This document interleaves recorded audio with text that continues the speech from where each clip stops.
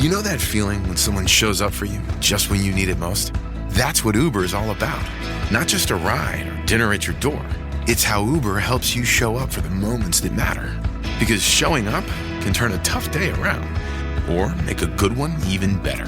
Whatever it is, big or small, Uber is on the way. So you can be on yours. Uber, on our way.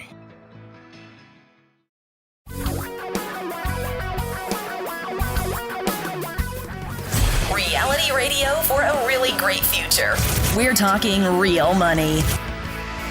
Wow, that was a big day. There was a surprise. Hey, welcome to the bonus Talking Real Money Daily podcast. I'm Don McDonald. Yeah, we have the regular one, which is the Saturday show that I've just edited and put up.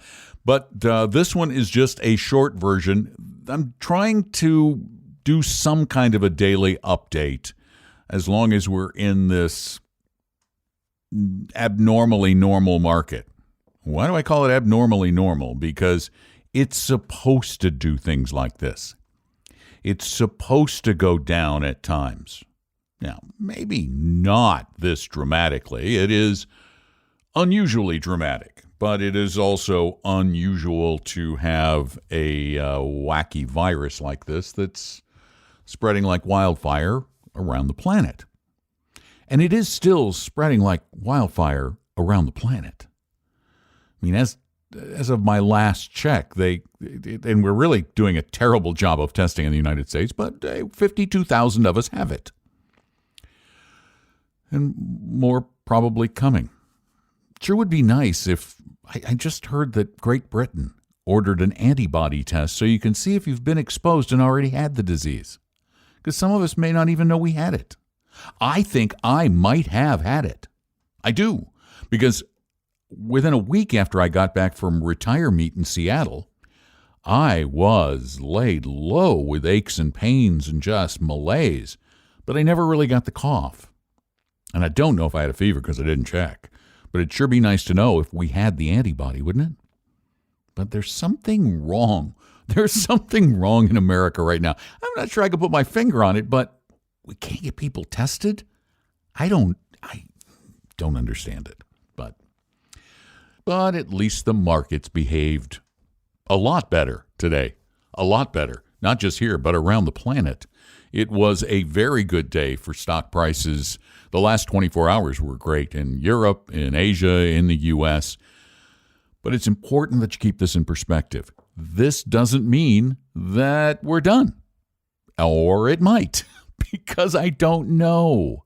And I'm one of the few people out there who will tell you, I don't know.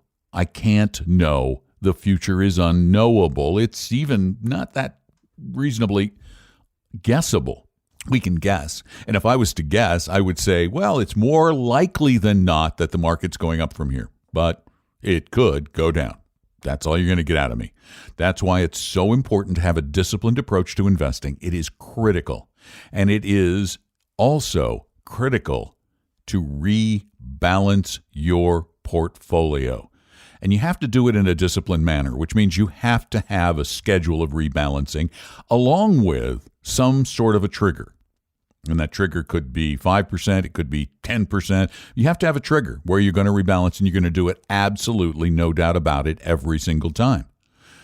Otherwise, you're going to become a market timer. It's just part of our psyche.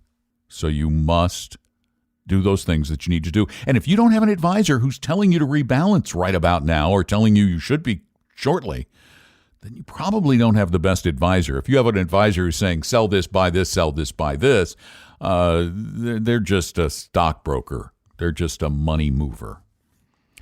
And as a matter of fact, we just got a question on that. And, I'm just going to do that question because it's not a coronavirus question, which kind of makes it more fun. Plus, it's such a good example of how bad so much of the industry is. So it starts out, hi, Tom and Don. How about a question unrelated to a virus? Backstory. For a few years, I've encouraged an older family member to leave his high-fee investment firm, same initials as Marshawn Lynch, and move to Vanguard. They did have his IRA in a 50-50 portfolio and met with him in their skyscraper every 6 months or so, but never provided a comprehensive financial planning service. Last year, I analyzed their fee structure, which wasn't easy because there was no mention of it in the total fees expenses on their website. The fees plus the advisor fee added up to 2.25%. This is now me. Whoa. That's outrageous. You have to make 2.25% before you can even break even. And in this environment, that's really hard to do without taking risk and then suffering like you do now. I'll get back to the note now. Finally, he decided to make the move and started the IRA rollover to Vanguard right before this recent market drop. Once the dozens of mutual funds, ETFs, and single stocks were moved over, I could easily see what his allocations were in their portfolio analyzer tool, and that is when I found the junk bonds. So many of them. I think it was about 35% of his bonds, so about 25% of his total IRA. So I moved quickly and dumped those and bought the total bond index just in time before the junk bonds hedge funds tanked. Over the weekend, I ran a portfolio analyzer of his previous holdings at ML versus his Vanguard, and he saved $30K so far. Oh my gosh. This is just an example of how bad the advice is. You shouldn't be in junk bonds, period. They don't do anything. They don't reward the high risk that you have to take. It may seem like they do during a good market, but that's only an illusion. Continuing, my questions. If I sell all of the individual stocks immediately, but the total stock index, isn't that a sideways move regardless of gains or losses? They picked a few winners, maybe about 25%. The rest are way down. Yes, it's a sideways move. You get to take some gains and some losses, and the losses will help offset the gains. Then you can carry forward some of those losses, but you want to be in a broad market index anyway, and so you just make the change, because what he has now is worse. What he or she have, what he has now is worse than what he will have. Absolutely. At least in terms of diversification, and certainly in terms of cost. So, yeah, just make the sideways move. And why would a supposed fiduciary at his previous firm purchase, quote, exotic, quote, non-traditional bond hedge funds for an 80-plus-year-old retiree?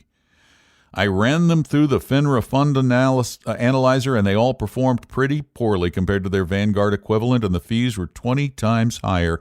Thank you, as always. I wish I had an answer for you.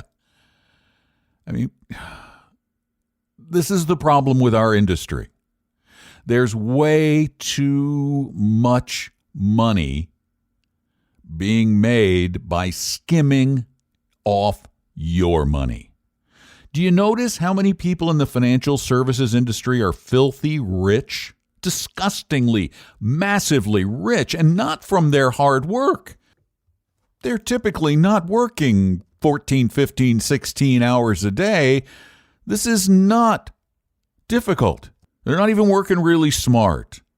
They're just pulling the wool over your eyes. They're very effective wool pullers.